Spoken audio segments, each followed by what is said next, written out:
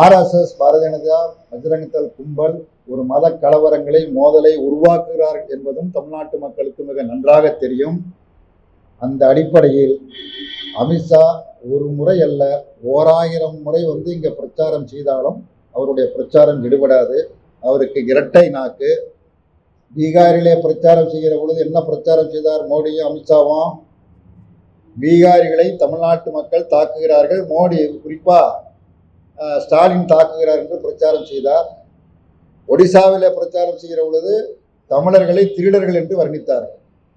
இப்போ இங்க புதுக்கோட்டையில் அமித்ஷா பேசுகிற பொழுது தமிழையும் தமிழ்நாட்டு மக்களையும் மிகுந்த பெருமிதத்தோடு புகழ்ந்து பேசுகிற காட்சி ரெண்டையுமே தமிழ்நாட்டு மக்கள் பார்த்து கொண்டுதான் இருக்கிறார்கள்.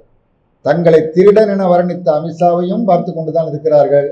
இப்பொழுது புகழ்ந்து பேசுவதையும் பார்த்து கொண்டுதான் இருக்கிறார்கள். உரிய பாடத்தை உரிய நேரத்தில் வழங்குவார்கள்.